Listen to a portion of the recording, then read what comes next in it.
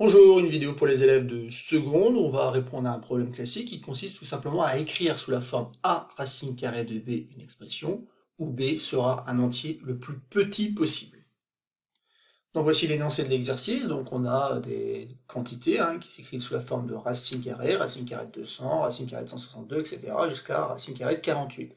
Et à chaque fois donc il va falloir les réécrire de manière différente et quelque part de manière simplifiée. Alors, dans un premier temps, on va regarder ce que fait la calculatrice. Je vais donc taper sur ma calculatrice racine carrée de 200 et observer le résultat que je vais obtenir. La calculatrice me donne un résultat sous forme exacte qui est tout simplement 10 fois racine carrée de 2. Donc l'idée ici, bien sûr, c'est pas de recopier ce résultat-là, puisqu'en fait ici, de toute façon, on n'a pas droit à la calculatrice, mais d'expliquer pourquoi on obtient 10 racine carrée de 2.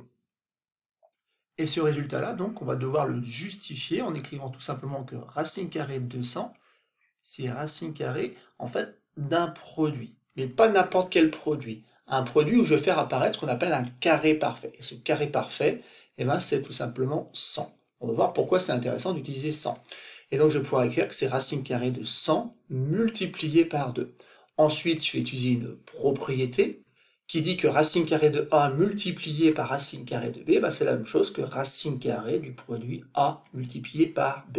Et d'ailleurs, c'est plutôt de droite vers la gauche qu'on va utiliser donc la propriété, afin de pouvoir écrire la ligne suivante, qu'on a racine carrée de 100 multiplié par racine carrée de 2. Sauf que racine carrée de 100, c'est quelque chose d'intéressant, c'est tout simplement le nombre 10. En effet, 10 multiplié par lui-même, ça donne bien 100. Comme 10 est positif, la racine carrée de 100 est égale à 10. Et donc j'ai 10 fois la racine carrée de 2, qui me donne donc tout simplement 10 racine carrée de 2. Et donc ce petit travail-là, il faut le voir tout simplement comme une simplification du nombre racine carrée de 200. Racine carrée de 200 peut se réécrire tout simplement 10 racine carrée de 2. Souvenez-vous, vous avez fait quasiment la même chose avec les nombres en écriture fractionnaire. Il y a des fractions qu'on peut simplifier. Et donc pour réussir ces simplifications, il faut absolument connaître ce qu'on appelle les carrés parfaits. Donc le carré de 1 qui donne donc 1 au carré 1, mais j'ai envie de dire que celui-là, on peut le mettre de côté parce qu'il ne nous servira pas à simplifier. Par contre, 2 au carré, ça donne 4, donc 4 est un carré parfait. Le carré de 3, le carré de 4, le carré de 5, le carré de 6, etc.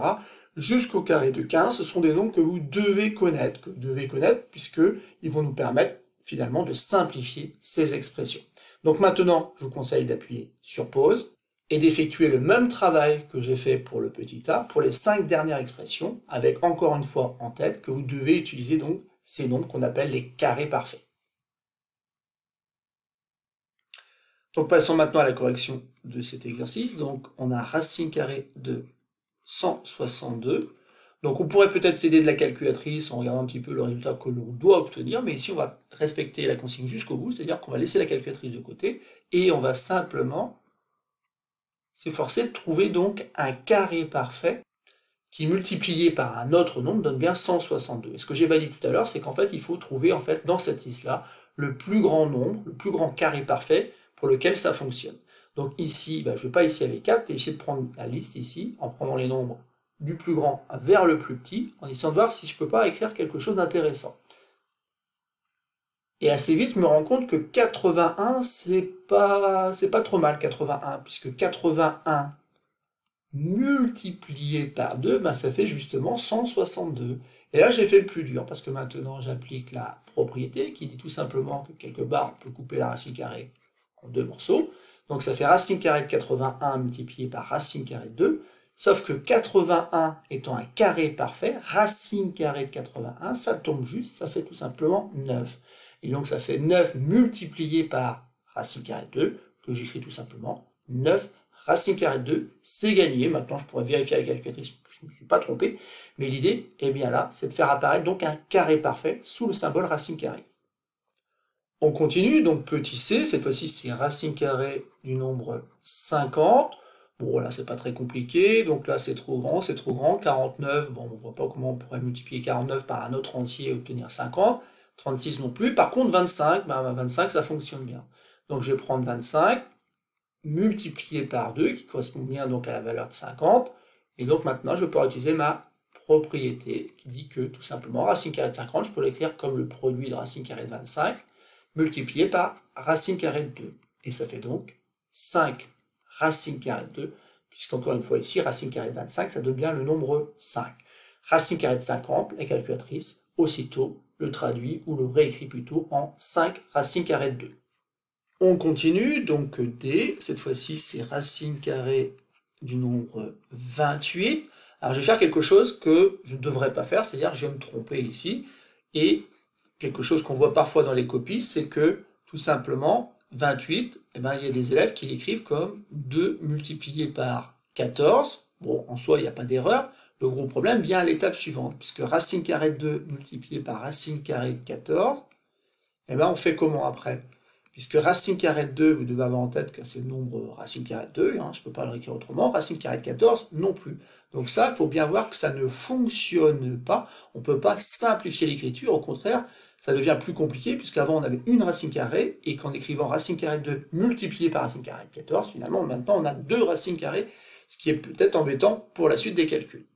Et donc on va reprendre, et on va chercher donc 28 comme un produit, avec un carré parfait ici, qui ne peut pas être 25 bien sûr, ni 16, ni 9, et puis finalement ça peut être que 4. Donc je vais écrire que c'est 4, et comme je connais bien mes tables, je sais que c'est 4 multiplié par 7, qui va donner donc racine carrée de 4, multiplié par racine carrée de 7, qui donne donc 2 racine carrée de 7. Voilà, racine carrée de 28 s'exprime aussi comme étant 2 fois la racine carrée de 7.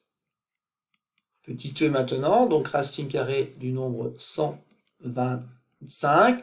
Alors c'est vrai que quand on est habitué, on voit assez facilement apparaître le carré parfait qu'il faut choisir ici. Donc ici, ben, si je prends 25, ça va fonctionner, hein, puisque 25 multiplié par 5, et ben, ça donne bien 125. Et surtout, racine carrée de 25 multiplié par racine carrée de 5, je vais pouvoir l'écrire beaucoup plus simplement, puisqu'en fait ici, racine carrée de 25, ça donne le nombre 5, et donc ça fait 5 multiplié par racine carrée de 5, qui est bien égal à racine carrée de 125.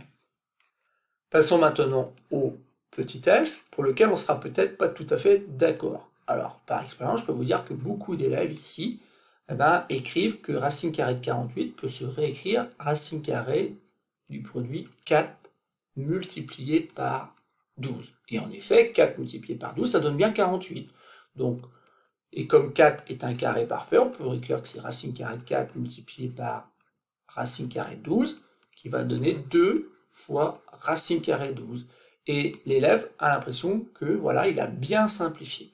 Mais un petit peu comme avec les fractions, et bien ici on n'a pas simplifié au maximum. Pourquoi? Parce que racine carrée de 12, peut-être qu'on peut faire mieux. Donc ici, en fait, on voit bien que l'élève a compris ce qu'il fallait faire, sauf qu'en fait, il n'a pas passé suffisamment de temps pour observer que il y avait le nombre 16 ici qui fonctionnait bien.